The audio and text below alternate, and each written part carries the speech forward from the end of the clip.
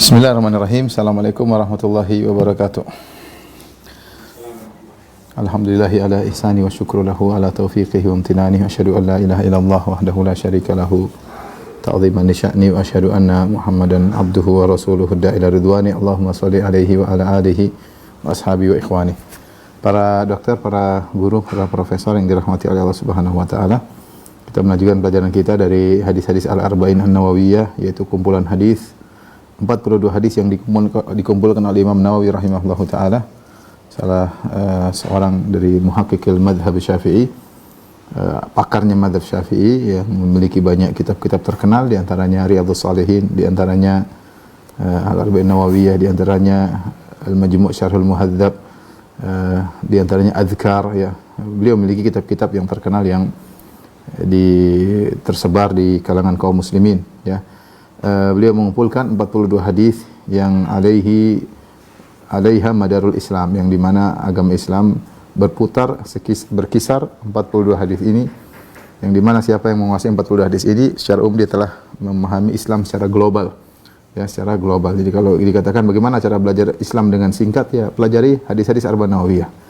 Kalau Anda menguasai hadis Arba'in Nawawiyah dengan baik dan benar, insyaallah secara global Islam sudah Anda pelajari, tinggal Anda tambah lagi untuk lebih mendalam. Tapi secara global, poin-poin penting dalam Islam sudah dipahami melalui 42 hadis ini.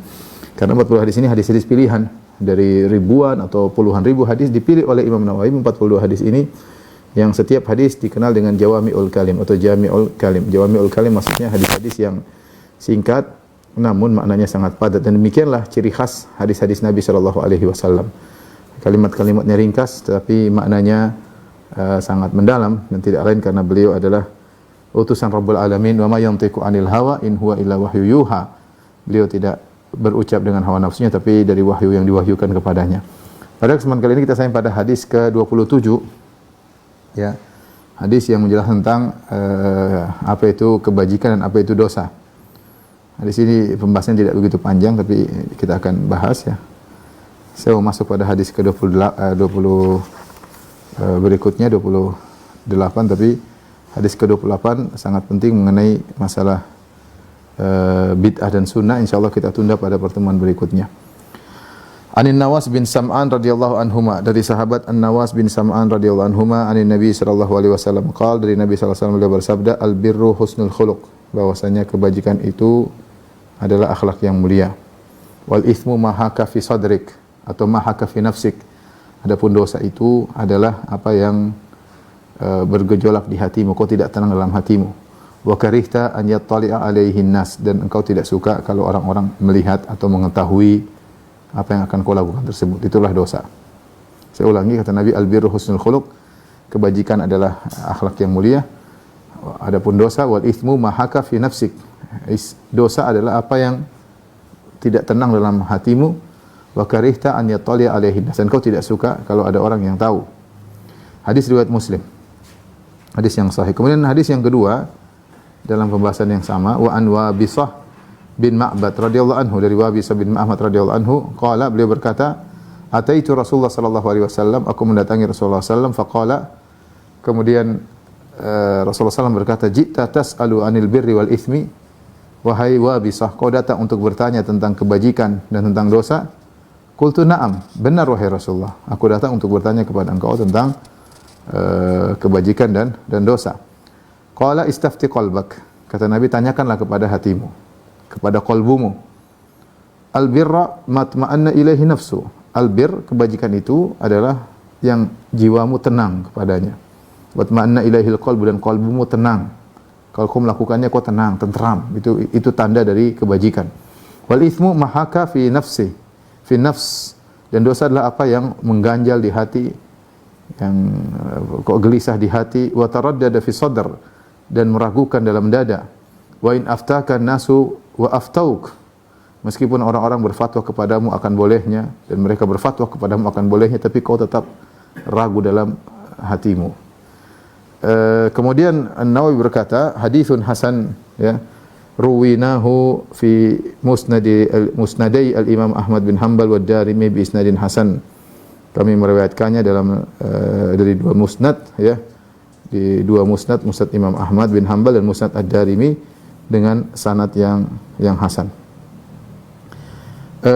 Adapun hadis yang kedua, hadis Wabisah, ya saya bacakan lengkapnya dalam lafal yang lebih lengkap, ya. Dari Wabisah bin Ma'bad Al-Asadi radhiyallahu anhu, ya. Dia berkata ini yang lengkapnya, ataitu Rasulullah sallam, aku datang kepada Nabi sallallahu alaihi wasallam, wa ana uridu an la ada syai'an minal birri wal ithmi illa sa'altuhu anhu. Dan aku sudah niat, tidak ada kebajikan pun kecuali aku akan tanya kepada Nabi, dan tidak ada keburukan pun kecuali aku akan tanya kepada Nabi. Dia ingin tanya kepada Nabi secara terperinci. Kebajikan ini bagaimana, kebajikan ini bagaimana, kebajikan ini bagaimana. Dan dia ingin tanya kepada Nabi tentang dosa secara terperinci. Dosa ini bagaimana, dosa ini bagaimana, dosa ini bagaimana. Tentu akan panjang. Wa haulahu isabatun minal muslimin yastaftunahu, dan di sekeliling Nabi ada sekelompok orang bertanya kepada Nabi, minta fatwa. Karena Nabi adalah sumber ilmu sallallahu alaihi wasallam. Faja'altu atakhattahum, qalu, aku pun melewati mereka. Qalu, mereka berkata, ilaika ya Wabisah an Rasulillah. Jauhlah engkau, sebentar, jauh dulu sebentar, jangan dekat-dekat Nabi. Qultu da'uni, biarkan aku ingin ketemu Nabi. Fa adnu minhu, agar aku dekat dengan Nabi sallallahu alaihi wasallam. Fa innahu ahabbun nasi ilayya, Nabi adalah orang yang paling aku cintai. Fa innahu ahabbu innasi ilayya an adnu minhu, aku ingin dekat dengan Nabi sallallahu alaihi wasallam. Rasulullah SAW berkata, da'u Wabisah, biarkan Wabisah. Uduna ya Wabisah, wahai Wabisah, dekat kepadaku. Nabi lihat gelagat-gelagat seperti Nabi suruh, ya sudah, suruh dia dekat sini. Marratain aw thalathan, Nabi suruh sampai 2 atau 3 kali. Fadanautu minhu, kata Wabisah, aku pun dekat kepada Nabi sallallahu alaihi wasallam, hatta qa'adtu baina yadayhi, sampai aku duduk di hadapan Nabi sallallahu alaihi wasallam. Rasulullah SAW berkata, dia belum mengutarakan apa-apa. Rasulullah berkata, ya Wabisah, ukhbiruka aw tas'aluni, aku kabarkan kepada engkau atau engkau yang bertanya kepadaku? Qultu la, ya Rasul, tidak, bal akhbirni, kau yang kabarkan kepadaku. Kata Rasulullah SAW, jita tas'aluni anil birri wal ithmi, kau datang ke sini kan untuk bertanya kepadaku tentang kebajikan dan dosa? Qultu na'am, Nabi tahu apa yang tujuan dia, ya. Padahal dia masih renungkan dalam hatinya, tapi Allah beri kabar kepada Nabi bahwasanya Wabisah ini datang ingin bertanya tentang kebajikan dan keburuk dengan dosa. Qultu na'am, ya. Fajama'a anamilahu faja'ala yankutu bihinna fi sadri, kemudian Rasulullah meletakkan jari-jarinya di dada Wabisah. Wa yaqul, kemudian Rasulullah berkata, ya Wabisah, istafti qalbak. Rasulullah, wahai Wabisah, tanyakan ke qalbumu. Wastafti nafsak, tanyakanlah kepada jiwamu. Salasah marrat, Rasulullah ngomong sampai 3 kali. Albirru, kemudian Rasulullah kasih kesimpulan sallallahu alaihi wasallam, albirru matma'annat ilaihi nafsu. Namanya kebajikan itu adalah yang jiwa tenang. Wa matma'anna ilaihil qalbu, dan qalbu menjadi tenang. Wal ithmu ma haka fin nafsi wa taraddada fi sadr, adapun dosa itu perkara yang mengganjal di hati, meragukan di dada. Wa in aftakan nasu wa aftauka, meskipun orang-orang berfatwa kepadamu akan bolehnya dan mereka berfatwa kepadamu.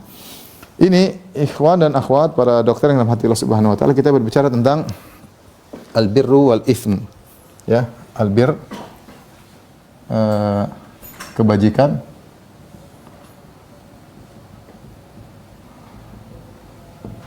dan al-ithmu dosa. Al-bir secara bahasa, ya, maknanya kebajikan, dan makna al-bir sebagaimana bisa maknanya adalah lawan jika albir, ya, maknanya adalah muamalah kepada manusia, ya, dengan baik. Di antaranya perkataan para ulama tentang birrul walidain, ya, yaitu berbuat baik kepada dua orang tua, birrul walidain, ya. Ini makna daripada albir, ya. Kemudian bisa artinya adalah ketaatan kepada Allah Subhanahu wa taala. Ketaatan kepada Allah Subhanahu wa taala. Ya. Seperti firman Allah Subhanahu wa taala, "Walakinnal birra man amana billahi wal yaumil akhir wal malaikah wal kitabi wan nabiyyin wa atal mala ala hubbihi dzawil qurba dan seterusnya wal yatama wal masakin wa ibnis sabil. Allah berfirman akan tapi kebajikan, perhatikan, walakinnal birra akan tapi kebajikan. Allah sebutkan setelah itu banyak, di antaranya man amana billah, beriman kepada Allah adalah albir, kebajikan. Beriman kepada hari akhirat juga kebajikan. Beriman kepada malaikat kebajikan. Beriman kepada Alkitab kebajikan. Beriman kepada para nabi kebajikan. Memberi harta yang dia sukai kepada kerabat, kepada fakir miskin, kepada anak yatim, kepada ibnu sabil juga merupakan kebajikan. Di sini umum ketaatan kepada Allah, umum berkaitan dengan Allah atau dengan manusia. Ini jika albir disebutkan secara sendirian ya. Kemudian ada makna yang lain. Jika albir digandengkan dengan at-taqwa. Albir digandengkan dengan takwa.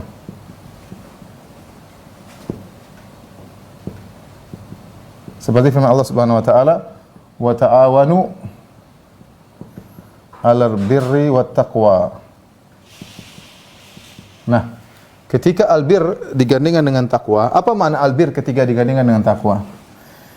Ini di antara dua kalimat kalau disebutkan salah satu mencakup keduanya, tapi kalau disebutkan kedua-duanya maka berbeda antara satu dengan yang lainnya. Dan itu banyak seperti Islam, iman. Kalau Islam sendiri disebutkan ya Islam ya iman, iman ya Islam. Albir kalau disebutkan sendiri mencakup takwa, ini kan takwa sebenarnya. Ketaatan kepada Allah takwa. Tapi kalau albir digabungkan dengan takwa, maka ada perbedaan. Albir ketika digabungkan dengan takwa, albir maksudnya adalah fi'lu ta'at, menjalankan ketaatan. Menjalankan ketaatan. Adapun at-taqwa artinya meninggalkan kemungkaran, maksiat. Maksiat. Ya, itu namanya albir dan takwa, meninggalkan maksiat. Ada juga pendapat lain yang mengatakan, ini satu, yang kedua, albir yaitu seperti yang disebutkan di sini, ketaatan berkaitan dengan manusia. Kebaikan pada manusia, berbuat baik pada manusia. Adapun takwa artinya adalah menjalankan ketaatan kepada Allah.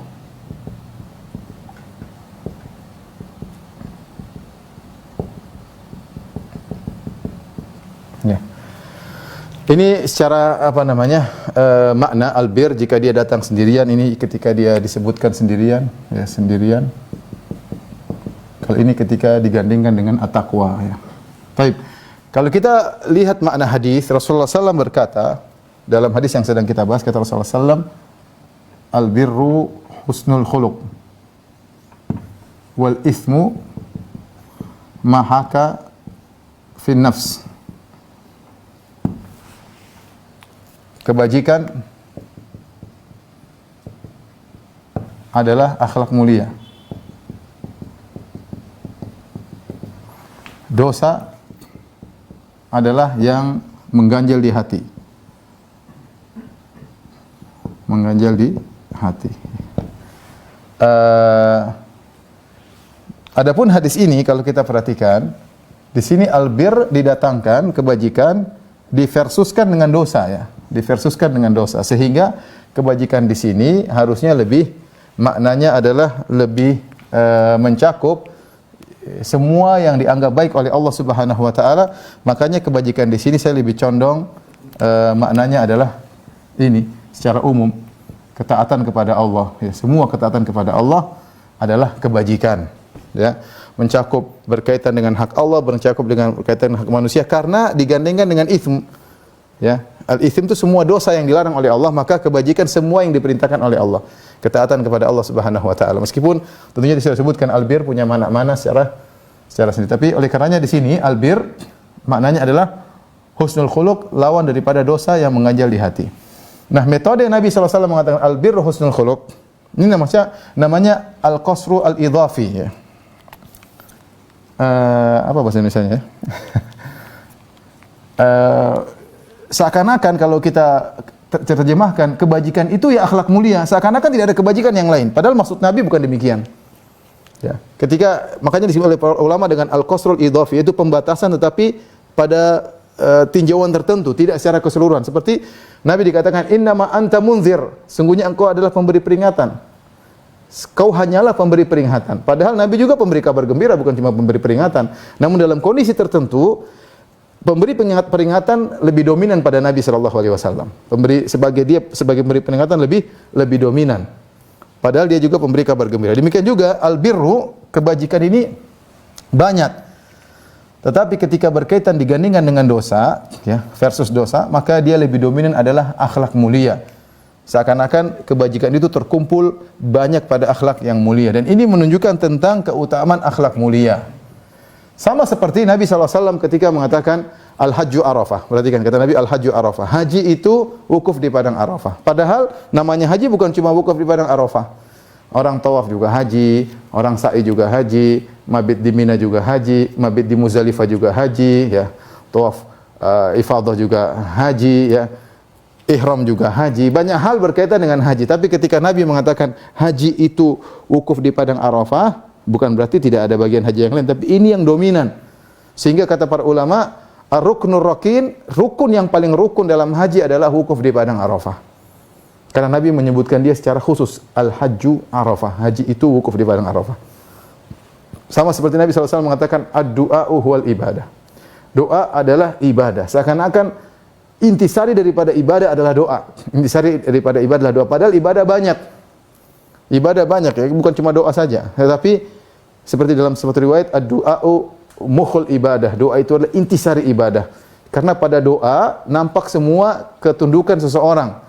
Dia mengakui keagungan Allah Subhanahu wa taala, dia merendahkan dirinya, dia menangis, mengangkat tangan, mengakui dirinya miskin, mengakui dirinya hina dina, mengakui keagungan Allah. Disitulah nampak bukti dia seorang hamba. Jadi kalau orang puasa tidak begitu kelihatan, orang sedekah tidak, tapi kalau dia duduk kemudian menangis mengangkat tangan, kelihatan sekali dia itu hamba yang hina dina, yang mengakui keagungan Allah. Maka nampak sekali ibadah pada kondisi seorang sedang berdoa. Ya.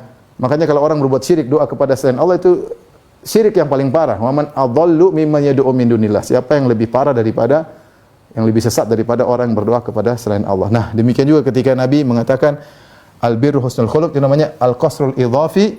Rasulullah membatasi kebajikan pada akhlak mulia, bukan berarti kebajikan bukan cuma akhlak mulia saja, banyak kebajikan yang lain. Namun ketika Nabi menyebutkan kebajikan akhlak mulia, berarti ini perkara yang sangat urgen. Perkara yang sangat urgen, akhlak yang mulia ya. Baik. Akhlak mulia itu maksudnya bagaimana? Ya. Akhlak mulia. Syekh Utsaimin rahimahullah dalam apa namanya? Arba'in Nawawiyah mengatakan akhlak mulia bisa berkaitan kepada Allah Subhanahu wa taala, akhlak kepada Allah.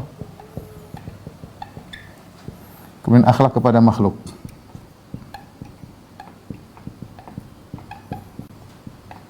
Pada manusia sama manusia. Kepada Allah, akhlak yang mulia bisa tercermin pada dua perkara kata Syekh Utsaimin rahimahullah, ya. Tercermin pada dua perkara. Pertama, mensikapi perintah Allah.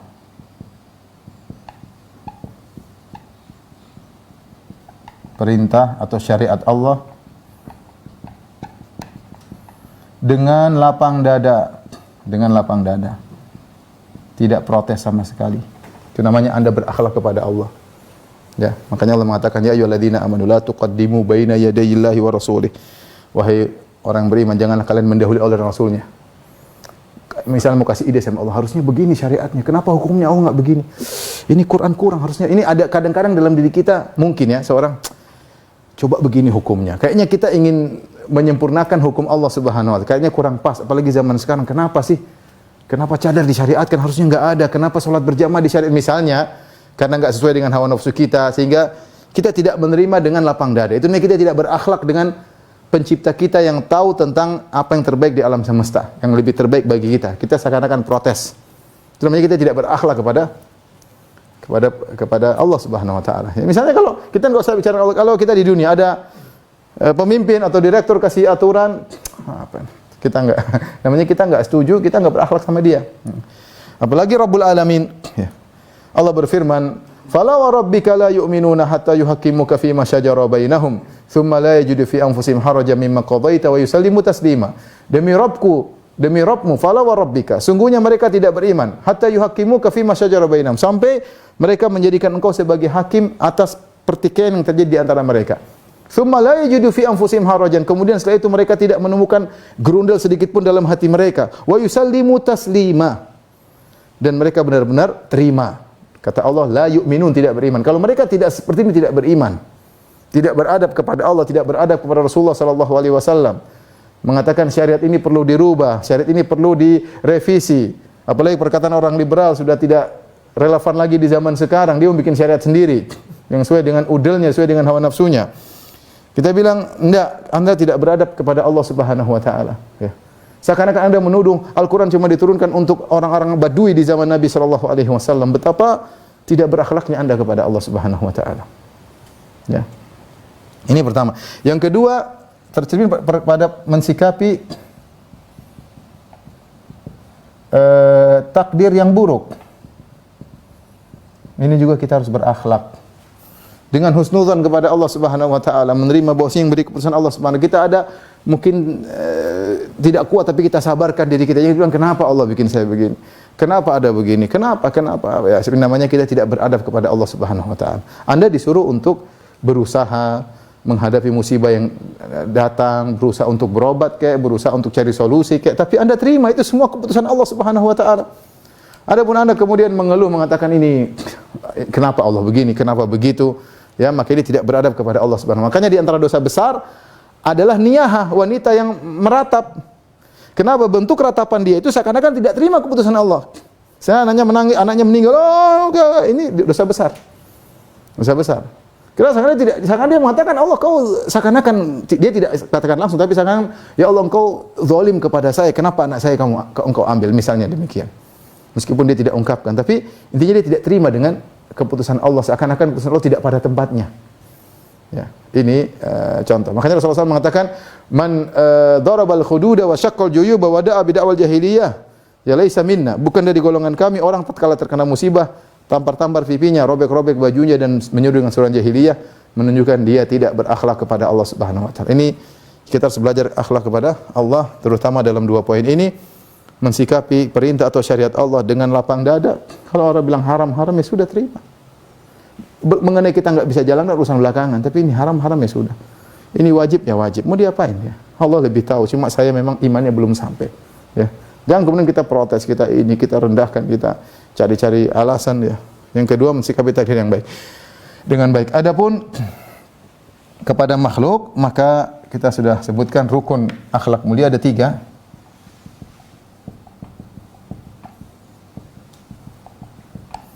Mulia ada 3. Yaitu sebagaimana perkataan para ulama, ya. Badlun nada, kaful adha, kemudian talaqatul wajh. Ini akhlak mulia. Badlun nada, suka membantu orang lain. Hatinya lapang bantu orang lain. Kaful adha, tidak mengganggu orang lain.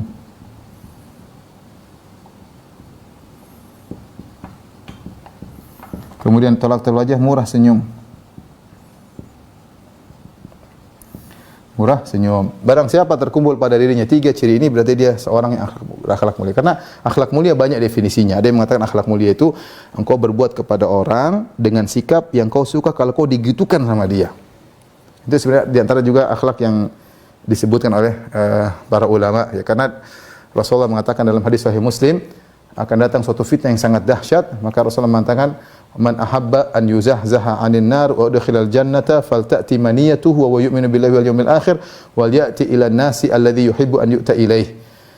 Barang siapa yang ingin diselamatkan dari neraka dan masuk surga ketika datang fitnah yang sangat dahsyat, falta'ti maniyatuhu, hendaknya maut menjemput dirinya dalam kondisi wa huwa yu'minu billahi wal yawmil akhir, dalam kondisi dia beriman kepada Allah dan hari akhir. Wal ya'ti ilan nas, dan hendaknya dia bersikapi manusia alladzi yuhibbu an yu'ta ilaihi, dengan sikap yang dia suka jika dikerjakan kepada dia. Itu akhlak yang mulia. Contoh, bagaimana cara kita akhlak mulia sama ibu? Kita punya ibu, gimana akhlak mulia? Bayangkan kalau saya di posisi ibu umur 60, apa yang saya sukai? Saya suka anak saya telepon saya. Saya suka anak saya datang kunjungi saya seminggu sekali. Saya suka anak saya antarin duit sama saya. Kira-kira begitu kan?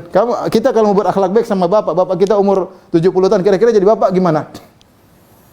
Ya kita pingin anak kita kontak, datang, kasih hadiah ya. Ya.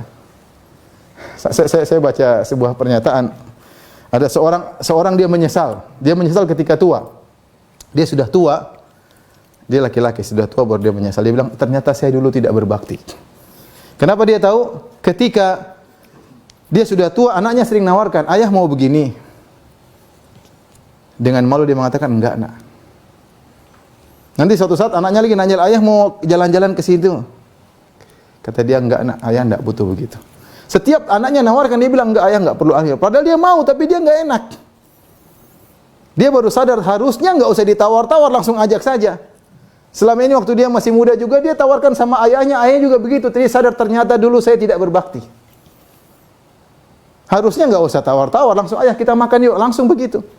Ayo kita tawar, orang tua terkadang punya rasa harga diri, ya, malu minta sama anak-anak. Mereka kita dulu waktu kecil minta sama orang tua tidak malu-malu.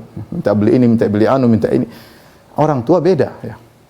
Maka jangan sampai itu tadi, kalau Anda ingin berakhlak sama orang tua, bayangkan Anda sebagai orang tua Anda. Bagaimana caranya? Itu berusaha kenali keperluan orang tua tanpa Anda harus tanya-tanya. Ini contoh ya. Gimana akhlak kepada orang yang mendolimi Anda? Ada orang mendolimi Anda. Terus dia minta maaf. Kira-kira gimana? Posisikan Anda sebagai, kalau saya jadi dia bagaimana? Kira-kira kalau saya jadi dia, saya ingin dimaafkan. Iya tidak? Kalau gitu maafkan. Sama. Bagaimana berakhlak mulia sama istri? Bayangkan kalau jadi istri, kepinginnya gimana jadi istri? Kepinginnya dibelikan emas, dibelikan mobil, kalau bisa, kalau ada duit. Kalau nggak ada ya gigit jari. Gimana berakhlak mulia sama istri? Kira-kira kalau Anda jadi istri, apa yang Anda suka? Yang kita sukai suami kita sayang sama kita, kalau mau ngobrol sama kita, ya. Kalau di rumah bisa canda-canda, itu namanya suami yang baik. Sama kalau istri ingin berakhlak sama suami, bayangkan seorang wanita, seandainya saya jadi suami saya, kira-kira apa yang saya sukai? Apakah kalau suami saya bilang apa ini mas mau bentak-bentak? Enggak. Sampai ada orang sampai nangis depan saya. Demi Allah nangis depan saya. Dia bilang, Ustaz, saya bilang sama istri saya, sayang, saya minta kewajiban biologis. Apa? Kata sering sampai dia cerita sampai dia nangis. Saya bilang, istri dia tidak mau melayani. Saya bilang, apa? Ya Allah, sampai saya enggak berani minta. Ya Allah. Ini akhlak mulia kayak gini. Enggak, ini akhlak wanita penghuni neraka jahanam. Oleh karenanya kebajikan paling utama akhlak mulia. Paling gampang sederhana inilah. Anda suka membantu orang lain, tetangga, pada kakak, pada adik, pada istri, pada anak-anak. Pokoknya bantu siapa teman, ringan tangan. Kalau bahasa kita apa? Ringan tangan bahasa Indonesia. Ringan tangan. Kalau bahasa Arab panjang tangan, ya. Panjang tangan bahasa Indonesia mencuri, tapi ringan tangan kalau bahasa kita ya. Kaful adza, tidak mengganggu, tidak suka ganggu orang, tidak suka nyinyir orang, tidak suka nyebut orang, tidak suka nyerang orang. Sudahlah, enggak usah, kita bukan gitu ya. Sedikit-sedikit nyinyir orang, rendahkan orang, enggak usah ya. Murah senyum. Murah senyum ini menunjukkan hati Anda beres. Kenapa Anda tidak mau senyum? Senyum kan enggak bayar. Beda kalau kasih duit kan bayar. Tapi kalau senyum, kenapa Anda tidak mau senyum? Padahal gratis. Karena Anda merasa depan Anda itu orang enggak perlu disenyumin. Tidak berhak untuk Anda senyumin. Itu orang depan Anda itu rendahan. Saya kalau senyum sama dia seakan-akan saya murahan. Jadi Anda pilih-pilih kalau mau senyum. Kalau sama enggak senyum itu kayaknya berat sekali. Seakan-akan kalau saya murah senyum, harga diri saya jatuh. Nabi SAW orang paling suka senyum. Apa kata Jarir bin Abdullah? Sejak saya masuk Islam, tidaklah Nabi lihat saya kecuali tersenyum. Tidaklah Nabi lihat saya kecuali tersenyum. Seakan-akan kalau kita murah senyum, seakan-akan kita rendah. Jadi pasang wajah mengerikan, wajah sangar ya. Semua orang takut ya. Taib. Jadi inilah akhlak yang mulia. Dan ini kenapa Rasulullah SAW mengatakan kebajikan akhlak mulia, karena memang akhlak mulia ini apa ya, suatu hal yang kita bawa. Beda kalau kita sholat 5 menit, atau kita sholat taruhlah sholat malam mungkin setengah jam atau 1 jam, baca Quran taruhlah 15 menit, 30 menit. Setelah itu selesai. Tapi akhlak yang mulia Anda bawa setiap saat. Jadi argo pahala Anda jalan terus. Ketemu istri, Anda berakhlak mulia, argo pahala jalan. Ketemu pembantu, akhlak mulia sama membantu, argo pahala jalan. Ketemu teman, akhlak mulia, argo pahala jalan. Ketemu dosen, akhlak mulia. Ketemu murid, akhlak mulia. Jadi argo Anda jalan terus. Maka kelihatannya sepele, tapi barang siapa yang sudah sampai pada akhlak mulia, pahala dia paling cepat banyak, cepat sekali. Lihat Nabi SAW berkata, khairukum li ahlihi. Sebaik-baik kalian yang terbaik bagi istrinya. Aku suami terbaik, kata Nabi SAW. Ya. Akmalul mu'mina imanan ahsanuhum khuluqa wa khairukum li ahlihi. Orang beriman yang paling sempurna imannya, yang paling baik akhlaknya. Ini kalau kita bilang apa? Penerapan daripada iman. Iman ya akhlak mulia. Kalau Anda imannya benar, insyaallah bantu orang lain mudah, tidak ganggu orang lain, murah senyum. Tapi ingat ya, dikerjakan semuanya ikhlas karena Allah ya. Bukan untuk riya, bukan untuk dipuji, bukan disanjung sama murid, bukan disanjung sama dosen, enggak. Tapi karena Allah Subhanahu wa taala. Nah, ini dalam hadis Nawas bin Sam'an, Rasulullah SAW mengatakan albirru husnul khuluq. Kebajikan akhlak yang mulia ya. Kemudian dalam hadis berikutnya, hadis Wabisah radhiyallahu anhu, Nabi mengatakan kebajikan ya, ini sama dengan akhlak mulia. Dalam hadis Sam'an, dalam hadis Wabisah kata Nabi SAW, matma'anna ilaihin nufus ya. Ma itma'anna ilaihin nafs. Yang dimaksud akhlak mulia adalah yang jiwa tenang dengannya, yang kebajikan itu yang jiwa tenang. Nah, kalau Anda ingin tahu ini boleh atau tidak, ini halal atau tidak, hati kita tenang. Tidak melakukan, tenang, tenteram, insyaallah ini berarti baik ya. Kenapa? Karena hati kita tenteram ketika kita melakukannya. Taib. Sekarang kita bicara pada perkara yang kedua, dosa. Apa itu al-itsm? Rasulullah SAW mengatakan ma haka fin nafsi. Ini ciri pertama. Ciri pertama dosa. Ciri dosa pertama yang mengganjal di hati. Ciri yang kedua, wa karihta an yattali'a alaihin nas. Takut ketahuan orang. Kau tidak suka ketahuan orang, dilihat orang lain. Ini ciri dosa yang kedua. Kedua. Nah, dalam riwayat ini kata Nabi, istafti qalbak, tanyakan hatimu. Dosa itu apa? Dosa itu ini, mahaka fin nafs, yaitu jiwamu tidak tenteram, qalbumu gelisah. Yang kedua, kau tidak ingin orang lain tahu. Ya. Sebenarnya ikhwan dan akhwat yang dirahmati Allah Subhanahu wa taala, ini kata para ulama hanya berlaku bagi orang-orang yang jiwanya benar, bukan orang yang jiwanya rusak. Kalau orang jiwanya rusak, sudah dia enggak pakai kaidah. Orang-orang yang suka dia joget-joget buka aurat di depan banyak orang, menurut kamu ini dosa atau bukan? Oh, saya tenang kok begini malah bahagia. Gimana mau bahagia? Seperti saya pernah lihat zaman dulu saya masih SMP atau SMA, ada wawancara terhadap seorang yang dia suka membuka auratnya, tapi waktu Ramadan dia pakai jilbab.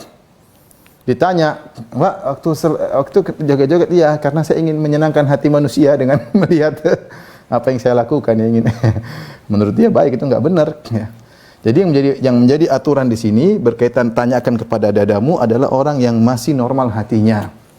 Ya, yang jiwanya masih normal. Adapun yang sudah rusak jiwanya dengan pemikiran filsafat ya, atau dengan cinta kepada kemaksiatan, minum khamar terang-terangan, tidak punya malu, mujaharah bil terang-terangan bermaksiat, berzina, divideokan, disebarkan sama dia, manggung kemudian buka auratnya, joget-joget depan para laki ya. Udah itu enggak jadi patokan, enggak bisa diamalkan ini. Enggak bisa diamalkan ini. Ikhwan akhwat yang dirahmati Allah Subhanahu wa taala, ini secara sederhana albir, dosa dan kebajikan. Jadi kalau ternyata kita ingin melakukan sesuatu, hati tidak mengganjal. Yang kedua, kalau orang lain tahu tidak jadi masalah, insyaallah tidak apa-apa berarti. Itu kebajikan. Baik. timbul pertanyaan, bagaimana cara mengenal ya? Cara mengetahui kebajikan dan dosa.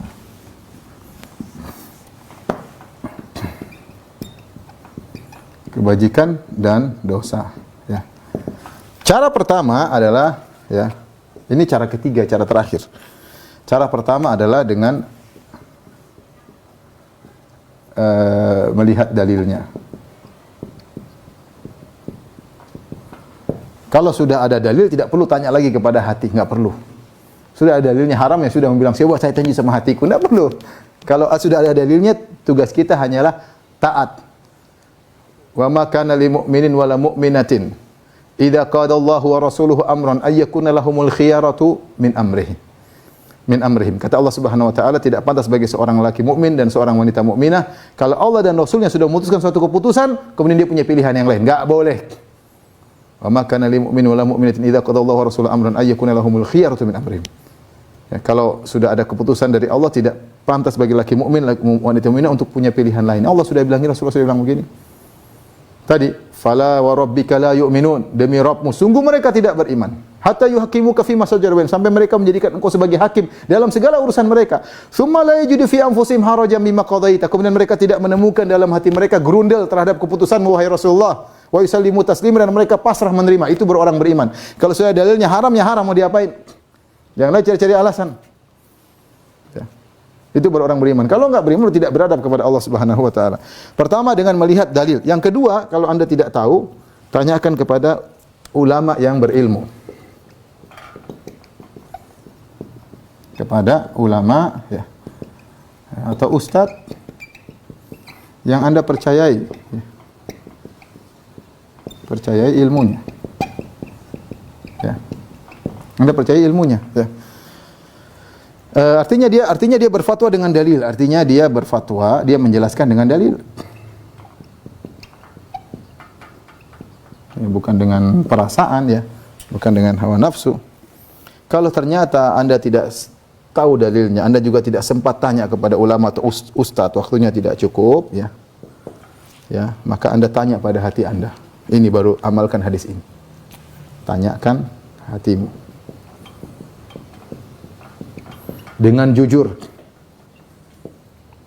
Bukan, ini pas buat saya karena sesuai dengan kerjaanku. Ini bukan begitu. Ini kayaknya pas dengan keinginanku. Bukan. Tanya jujur hatimu. Ini kalau orang tahu kira-kira gimana? Dosa atau bukan, ya? Kadang kita bingung mau tanya. Mau tanya, nggak sempat tanya. Sementara waktu kejadian depan tanda tangan atau tidak. Tanyakan, ini kalau orang tahu, istri saya tahu, malu atau tidak sih? Kalau nggak malu, tanda tangan saya. Kalau ketahuan tetangga tahu gimana? Berarti sudah, itu dosa itu. Tinggalin aja. Meskipun dia bilang, boleh itu, nggak apa-apa, boleh. Enggak. Kalau saya gelisah, tidak benar. Ya. Kenapa? Karena hati kita, sebagaimana dijelaskan Ibnu Rajab, alhamdulillah, dalam kitabnya Jami'ul Hikam, Allah menjadikan hati kita ini punya fitrah, ya, yang tahu kebenaran dan tidak suka dengan kemungkaran. Makanya Allah sebutkan yang namanya kebajikan dengan al-ma'ruf, karena diketahui oleh hati, ma'ruf, kebaikan. Mungkar, kenapa? Hati mengingkari. Ya. Hukum asalnya itu hati bisa menilai sebenarnya hukum asal, tapi tentu butuh dalil untuk menunjukkan ini baik atau buruk. Tapi hati punya sesuai dengan fitrah, ini baik, ini buruk, hati bisa tahu. Maka tanyakan hatimu dengan jujur. Banyak hal-hal yang saya dulu ya sekedar sharing. Saya dulu main musik, kemudian manggung-manggung, ya. Tapi selalu saya gelisah. Ini saya bicara pengalaman pribadi, ya. Mungkin ada yang main musik merasa semakin beriman, saya nggak tahu, ya. Tapi kalau saya dulu main musik, saya gelisah. Ya, main musiknya musik Islami, ya. Kadang main metal, kadang main macam. Tapi intinya saya juga main musik Islami, ya. Kemudian kasidahan. Tapi saya sholat tidak tenteram, ya. Saya nggak tahu kenapa, ya. Saya tidak tahu kenapa, sampai saya tanya sama seorang ustadz. Itu ada ustadz guru saya dari Muhammadiyah, ya, hafizahullah, masih hidup insyaallah di kota Sorong. Waktu itu saya tanya, Ustadz, saya mau ada acara halal bihalal, saya bagian pengiring musiknya, ada nyanyian, acara hiburannya. Tapi kok saya merasa gini. Gimana, saya main atau tidak? Kata dia, musik itu haram. Saya kaget. Yang benar, Ustaz. Sebenarnya baru dengar, ya. Ya tapi subhanallah, meskipun saya baru dengar seumur hidup musik itu haram, saya itu kelas 1 SMA atau kelas 2 SMA, saya lupa. Saya baru dengar musik itu haram baru dari mulutnya ustadz itu. Hafizahullah ta'ala. Ya. Tapi saya mulai mengikir, benar juga ya. Karena kalau saya lagi musik, dudang, azan saya berhenti, saya sholat. Tapi sholat gelisah, nggak tenang. Nggak tenang. Ketika saya tinggal di Madinah, bersama keluarga, hidup tanpa musik, saya merasa bahagia. Datang ke mall, dengar murotal, ya memang musik itu nggak benar, bikin jiwa. Ya maunya goyang terus, mau joget terus. Mungkin ada yang bilang, musik halal, joget halal. Iya. Tapi kalau ada orang meninggal sambil joget, kayaknya dibilang su'ul khotimah. Loh, kok su'ul khotimah? Ente bilang musik halal, joget halal. Tapi kalau orang meninggal joget, ente bilang ini meninggalnya nggak baik. Berarti fitrah Anda mengatakan itu nggak benar. Kalau orang joget-joget, kemudian dia kata lagi manggung joget-joget, kemudian mati misalnya. Apa kata orang? Aduh, matinya jelek. Padahal dia bilang musik halal, joget halal. Menunjukkan bahwasanya fitrah dia masih jalan. Itu nggak benar sebenarnya. Ya, nggak benar. Ya, masing-masing ya. Ini sekedar masukan pengalaman pribadi ya. Saya ngomong begitu karena setelah itu saya temukan dalil bahwasanya ulama ijma, 4 mazhab ijma bahwasanya musik hukumnya haram. Apalagi mazhab Syafi'i paling kencang. Makanya saya punya buku tentang ajaran mazhab Syafi'i yang ditinggalkan. Saya nukilkan situ pendapat ulama Syafi'i seluruhnya mengatakan musik haram. Seluruh ulama Syafi'i dalam buku-buku klasik mereka semuanya mengatakan musik, dan itu ijma 4 mazhab. 4 mazhab. Tanyakan pribadi, apakah kemudian joget-joget ya, kemudian goyang-goyang nambah iman ya, wallahu alam bisawab ya. Tapi intinya ini di antara hal-hal yang dijelaskan oleh Nabi sallallahu alaihi wasallam bahwasanya di antara ciri-ciri kebajikan adalah hati kita tentram ketika melakukannya. Ya dalam kerjaan kita hari-hari, mungkin kita nggak tanya ustaz, tapi ada sinyal dalam diri kita ini kayaknya nggak benar ya. Makanya Allah Subhanahu wa taala memuji an-nafsul lawwamah. Kata Allah, la uqsimu biyaumil qiyamah. Aku bersumpah, kata Allah, dengan hari kiamat. Wala uqsimu bin nafsil lawwamah, dan aku bersumpah dengan jiwa yang suka mencela. Di antara sifat jiwa suka mencela itu kalau ada yang enggak benar, sinyal dia gerak gemetar, deg-degan, ini menunjukkan ada enggak beres. Ada sinyal. Dia kasih tahu. Apalagi kalau seorang sudah maksiat, maka dia, kenapa kau begini? Dia ada rasa penyesal. Itu jiwa yang mencela dan itu baik. Jiwa yang baik yang ada sinyal menunjukkan itu tidak baik. Tapi kalau kita langgar lama-lama sudah hilang sinyal tersebut. Ya, tanda tangan ini korupsi, tanda tangan. Aduh, mana gelisah pertama gelisah. Kedua gelisah semakin kurang. Ketiga lancar, mana sini tanda tangan terus lancar. Sama, misalnya di ruangan mungkin sama cewek, kayaknya gelisah, duduk, cewek duduk berdua ngobrol. Lama-lama santai, malah ketagihan. Ya. Padahal awalnya sinyal kasih tahu ini nggak benar. Jangan sampai ketahuan ini, jangan sampai ketahuan anu. Tapi ya lama-lama lewat. Sama seorang melihat sesuatu yang haram misalnya, dia pengen lihat, dia tambah si gelisah. Kesini kalau ketahuan ini, lama-lama rasa malunya hilang. Lama-lama rasa malunya hilang. Dan Zimin kata sebagian orang, kalau awal-awal kita misalnya seorang melewati jalan yang ada duri-durinya atau ada beling-belingnya sedikit, dia akan hati-hati jangan sampai keinjak beling. Begitu sudah keinjak darah, udah sekalian aja katanya, enggak ada masalah. Itu orang kemaksiat gitu kadang-kadang. Awalnya dia begitu sekali terjumus, setan bilang sudah sekalian aja. Sama aja, ya udah sekalian. Sehingga sinyal hilang, teguran hati juga hilang. Tadinya gelisah di hati, tidak, gelisahnya sudah hilang. Sudah hati sudah mati atau hati sudah sakit. Demikian para dokter yang hati Allah Subhanahu wa taala yang disampaikan pada kesempatan malam hari ini. Insyaallah kita lanjutkan pada kesempatan lain tentang pembahasan sangat penting tentang sunnah dan bid'ah. Wallahu alam bisawab. Saya kembalikan kepada moderator. Alhamdulillah, Ustaz, atas apa yang diberikan kepada kita semua, semoga bermanfaat. Amin ya rabbal alamin. Baik, sebelum saya bacakan beberapa pertanyaan, saya mengingatkan kembali bahwa rekaman dari kajian ini dapat disimak kembali dalam channel YouTube ya, Waktu Kreatif. Baik, sebelum pertanyaan dalam kolom chat, mungkin saya akan persilahkan ada yang raise hand kepada Pak Ustadz. Silakan Dr. Aisy di unmute. Ufi Neni Nuraini. Silakan Dr. Aisy, tolong di unmute ya. Assalamualaikum warahmatullahi wabarakatuh. Waalaikumsalam warahmatullahi wabarakatuh. Izin bertanya Ustaz, ini misal kita dulu itu pendosa gitu ya Ustaz, sering gitu gibah, terus pernah mengambil hak orang lain, itu cara bertobatnya gimana ya Ustaz? Maksudnya kan saya pernah baca katanya kalau dosa dengan manusia itu tidak akan terhapuskan dengan kebaikan apapun gitu. Ya.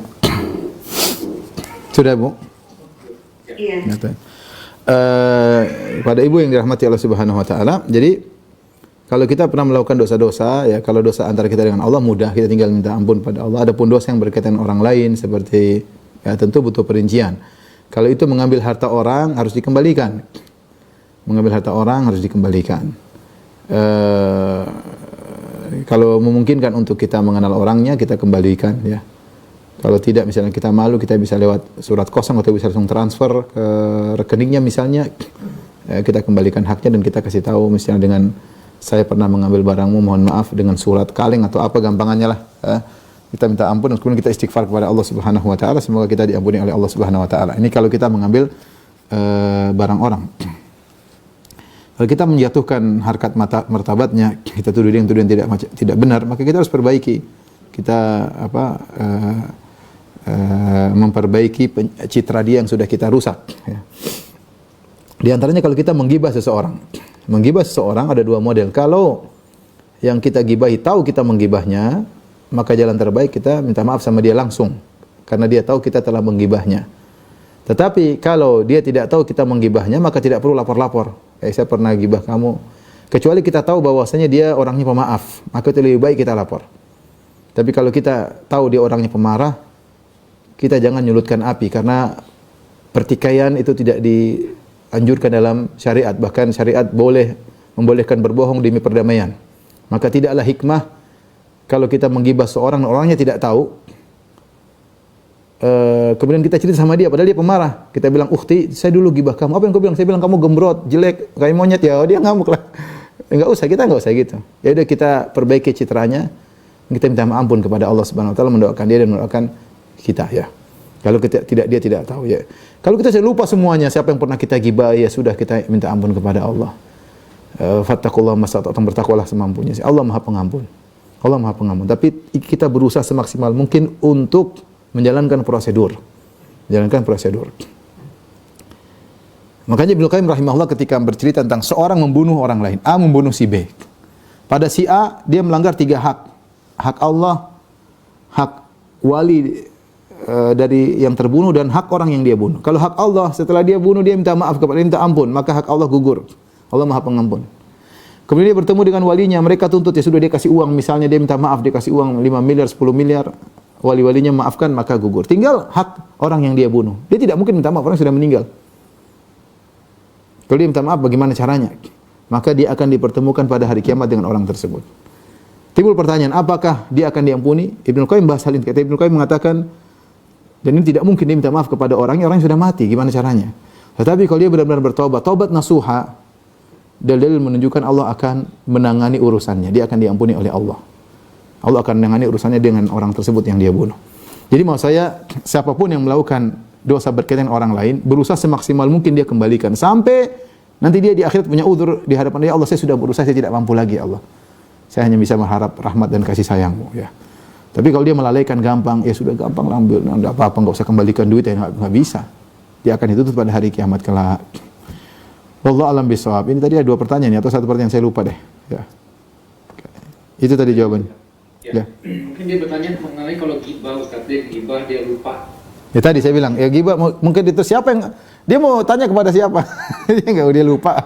Dia lupa. Lagi pula biasanya dia orang lain tidak tahu, biasanya orang lain tidak tahu kalau dia gibahi. Maka cukup kalau dia ingat siapa-siapa yang pernah digibahi, dia doain mereka. Kalau dia bisa kesempatan untuk memperbaiki citra mereka, lakukan. Tapi kalau sudah enggak bisa, masa lalu, masa lampau, ya sudahlah, kita serahkan kepada Allah. Yang penting kita taubat nasuha, tadi saya katakan, karena kita di luar kemampuan. Ya, di luar kemampuan. Wallahu a'lam bishawab. Baik, saya beri kesempatan 1 penanya lagi yang secara langsung. Dr. Aisy, tolong Ibu Helwiyah ya. Helwiyah. Silakan di-unmute. Silakan Ibu. Iya, terima kasih Ustaz. Assalamualaikum warahmatullahi wabarakatuh. Waalaikumsalam warahmatullahi wabarakatuh. Ya, tadi saya mendengar penjelasan salah satu bagian dari dosa adalah ketika kita meratapi atau menangisi mungkin orang tua yang sudah meninggal gitu Ustaz. Mohon maaf, ini sedikit saya bertanya. Kebenaran terkadang kita itu mungkin kangen kayak dengan almarhum ibu dan ayah, sehingga ada hal-hal yang mungkin membuat kita tuh sedikit menyesal ada yang belum kita lakukan dengan baik pada kedua orang tua kita yang sudah meninggal. Lalu ada pelampiasan ketika kita sholat berdoa terus ada nangis. Nah, bagaimana hal itu yang harus dilakukan? Apakah itu bagian dari meratapi atau mungkin hanya karena merasa ada hal-hal yang belum terlaksana secara maksimal gitu Ustaz? Terima kasih Ustaz. Assalamualaikum warahmatullahi wabarakatuh. Waalaikumsalam warahmatullahi wabarakatuh. Maksudnya niyah itu ngangkat suara, niyah sambil berteriak, sambil menunjukkan, oh kenapa ya, ada kata-kata protes. Adapun nangis itu tidak mengapa. Menangis kemudian apalagi mendoakan itu malah kebajikan ya. Kita tidak bisa mengontrol hati kita ya. Tapi kalau kita kemudian sampai ucapan, ya Allah, kenapa kau ambil bapakku, ya Allah, bapakku baik sekali. Allah itu namanya niyah. Ya, dan itu banyak dilakukan oleh para wanita ketika ada keluarga yang meninggal, karib kerabat, maka tidak boleh demikian. Tapi kalau kita menyesal dulu kurang berbakti sama orang tua, kita menangis dan kita berdoa, itu yang terbaik ya. Karena kita berdoa dengan tulus untuk orang tua. Orang tua kita sekarang kalau sudah meninggal, yang dia butuhkan dari kita doa ya. Kita sudah tidak bisa kasih belikan makanan, tidak bisa kita pijit kakinya, tidak bisa kita ajak ngobrol ketawa-ketiwi orang tua, sudah lewat waktunya. Yang dia butuhkan sekarang adalah doa kita yang tulus, bukan doa asal-asalan, tapi doa yang kita panjatkan di malam hari, doa yang kita panjatkan dengan khusyuk dalam sujud kita. Itu yang dibutuhkan orang tua, bukan doa asal-asalan. Allahumma ghfir lil muslimin wal muslimat amin. Enggak, kita ingin doa spesial untuk orang tua. Kita minta kepada Allah dengan tangisan tentu lebih berkah doa kita insyaallah taala. Baik, terima kasih Ustaz. Sama-sama. Assalamualaikum. Salam warahmatullahi Baik, saya akan mulai dari pertanyaan kolom chat ya Ustaz. Ini banyak sekali, semoga waktunya cukup. Bismillahirrahmanirrahim. Assalamualaikum warahmatullahi wabarakatuh. Ustaz, izin bertanya, apakah bila setiap kita berdoa kepada Allah Subhanahu wa taala namun tidak sampai menangis adalah menunjukkan ketakwaan kita yang masih kurang dan berbeda dari berdoa sampai menangis? Syukron atas penjelasannya. Tentunya tidak disyaratkan berdoa harus menangis ya. Nabi SAW juga dalam doa-doanya tidak disebutkan Nabi selalu menangis ya. Tidak ya. Demikian juga yang terkenal suka menangis Abu Bakar radhiyallahu anhu. Umar tidak dikenal selalu menangis dalam sholatnya. Yang paling sering nangis dalam sholatnya Abu Bakar radhiyallahu anhu. Oh, hati orang berbeda-beda, tidak disyaratkan dia harus menangis. Tetapi kalau kita bersendirian, tangisan adalah tanda kebutuhan kita kepada Allah, tanda takut kita kepada Allah. Tangisan. Makanya Rasulullah mengatakan ainani lam tamassahuma nar. Dua mata yang tidak akan disentuh dengan api neraka. Di antaranya ainun bakat min khasyatillah. Mata yang menangis karena takut kepada Allah Subhanahu wa taala. Maka siapa yang menangis karena takut kepada Allah Subhanahu wa taala itu adalah anugerah ya. Maka kita berdoa agar kita berlindung dari mata yang tidak menangis. A'udzubillahi min ainin la tadma. Berlindung dari mata yang tidak mudah menangis. Demikian juga Nabi sallallahu alaihi wasallam memuji orang yang ketika bersendirian dia menangis. Rajulun dzakarallaha khaliyan fa fadat ainah. Seorang ketika dia bersendirian dia ingat Allah maka dia pun menangis. Tangisan menunjukkan kelembutan hati. Tapi ini tangisan juga adalah amal soleh. Apalagi menangis ketika sendirian, bukan menangis di hadapan orang. Sebagaimana amal soleh bisa kemasukan riya, menangis juga bisa kemasukan riya. Nangis dibuat-buat misalnya. Kalau nangis lepas kontrol yang cerita, tapi kalau nangis dibuat-buat ini juga khawatirnya masuk dalam bab riya. Intinya tidak disyaratkan berdoa harus menangis. Dan terbukti sebagian orang berdoa tanpa tangisan juga bisa dikabulkan ya. Allah Maha baik ya. Tapi kalau Anda bisa menangis itu lebih baik tentunya. Tapi tidak harus. Allah alam bisawab. Baik, saya lanjutkan. Assalamualaikum warahmatullahi wabarakatuh. Mohon izin bertanya Ustaz. Bolehkah kita bermuamalah dengan produk yang mendukung LGBT? Wallahu alam bisawab, kalau dia terang-terangan mengatakan hasilnya akan dia gunakan untuk LGBT, maka selayaknya kita tidak perlu mendukung ya. Kita punya hak untuk tidak mendukung ya. Hal tersebut ya. Tapi kalau dia tidak terang-terangan atau tidak ada bukti nyata bahwa hasilnya digunakan untuk hal-hal yang haram ya, atau hanya isu-isu, maka tentunya tidak wajib atau tidak harus kita seperti itu ya. Dan masalah muamalah melihat maslahat dan mudarat, Nabi SAW ketika di Madinah, ya kita tahu bahwasanya Nabi bermuamalah dengan orang Yahudi. Orang Yahudi mereka jual beli dan mereka gunakan hasil mereka untuk buat makar kepada kaum muslim. Tapi mereka tidak terang-terang mengatakan hasil jual beli kami untuk berbuat makar bagi kaum muslimin, tentu tidak. Tapi jelas itu biasa perbuatan mereka demikian. Tapi Nabi tetap bermuamalah dengan zahirnya ya. Lain halnya kalau sudah ada suatu produk mengatakan ini untuk LGBT, ini sebaiknya jangan. Kita masih banyak yang bisa kita beli. Ngapain beli produk yang ingin merusak masyarakat ya? Maka kita tinggalkan. Tapi ini semua kembali kepada maslahat dan mudarat. Maslahat dan mudarat ya, yang mana yang maslahat kita lakukan ya. Wallahu a'lam bishawab. Assalamualaikum warahmatullahi wabarakatuh. Salam. Saya mau bertanya Ustaz, apa hukumnya menggunakan uang yang diberikan oleh orang tua kepada kita untuk biaya sekolah, tapi di suatu waktu kita menggunakannya sedikit dari jumlah yang diberikan tersebut untuk kebutuhan pribadi tanpa minta izin dulu dari orang tua? Apakah ini hukumnya haram? Hukumnya berarti tidak amanah, dan tidak amanah artinya hukumnya haram. Namanya kalau kita dikasih uang harus sesuai dengan amanah yang dititipkan oleh orang tersebut. Saya rasa orang tua baik, tinggal sebutkan sama orang tua jujur aja. Ya, mohon maaf ya.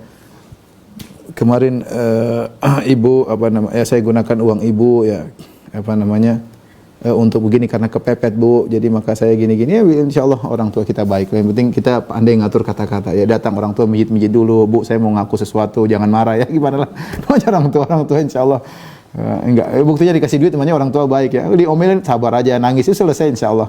Namanya orang tua. Daripada kita bohong-bohongin orang tua nanti bohong sedikit lama-lama banyak ya. Jadi tidak boleh menggunakan uang orang tua yang amanahkan kepada kita di luar pada amanah yang diamanahkan. Wallahu a'lam bishawab. Terima kasih Ustaz. Saya lanjutkan. Bismillahirrahmanirrahim. Apakah setiap dosa menimbulkan ganjalan di hati? Sebab dalam kehidupan sehari-hari sering orang yang berdosa kelihatan tenang-tenang saja. Misalnya Fir'aun berdosa membunuh bayi tapi Fir'aun tenang-tenang saja. Tidak ada bukti ada ganjalan di hati Fir'aun. Begitu pula sekarang ada penguasa yang menzalimi atau berdosa terhadap rakyatnya tampak hidup tenang-tenang saja, tidak ada bukti dan dia. Pertama yang kita nggak tahu hatinya Fir'aun, dia tenang-tenang atau dia gelisah. Kedua mungkin hatinya sudah mati. Hatinya sudah mati ya sudah. Ibnu Abbas pernah ditanya, ya Ibnu Abbas, orang Yahudi mengatakan mereka kalau sholat mereka khusyuk. Kalau kita sholat kita nggak khusyuk, mikir pasar, mikir Yahudi kalau sholat khusyuk, nangis-nangis macam-macam. Kata Ibnu Abbas, kaifa ya'ti syaitan ala qalbin kharib? Ngapain setan datangi hati yang sudah hancur? Kita ini yang digoda, mereka nggak perlu digoda. Jadi maksud saya kalau hati sudah mati tidak merasakan itu semua ya. Bisa jadi orang kelihatan tenang lebih gelisah ya. Kita lihat orang-orang non muslim, sebagian mereka kelihatan tenang, banyak di mereka bunuh diri, banyak mereka menderita ya. Banyaklah cerita-cerita seperti itu. Tapi intinya masalah tadi mengganjal di hati itu bagi orang yang hati, tadi sudah kita jelaskan, bagi hatinya yang masih normal dia akan ada sinyal. Tapi kalau sudah enggak ada sinyal ya dia malah hatinya gelisah kalau tidak minum obat terlarang. Dia hatinya gelisah kalau tidak berzina, dia hatinya gelisah kalau tidak minum khamar, dia tidak hatinya gelisah kalau tidak nonton film haram misalnya, ya itu sudah rusak hatinya. Ya. Wallahu a'lam bishawab. Pertanyaan terakhir kapan, Dok? Oh iya, terakhir Ustaz ya. Oke, sip. Assalamualaikum warahmatullahi wabarakatuh Ustaz. Oke, Izin Ustaz. bertanya mengenai dosa nih Ustaz. Kenapa Allah membiarkan hamba-hambanya yang jelas memiliki dosa hidup di dunia?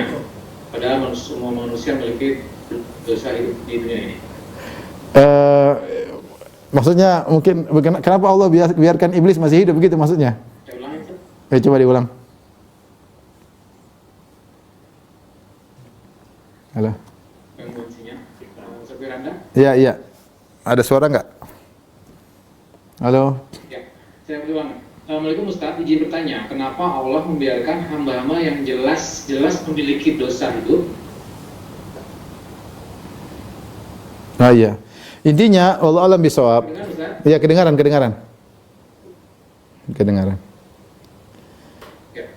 Ya, wallahu a'lam bishawab. Ya, saya mungkin pertanyaan enggak begitu jelas, tapi semua itu ada hikmahnya. Allah membiarkan orang-orang zalim berbuat kezaliman. Ya, semuanya ada. Hidup ini menakjubkan ya. Kita bilang hidup ini menakjubkan. Allah menciptakan manusia dengan berbagai macam model, ada orang baik, ada orang zalim. Ini semua ujian dalam kehidupan. Demikian tatanannya. Ya, dan di balik ini semua ada tanggung jawab di akhirat kelak.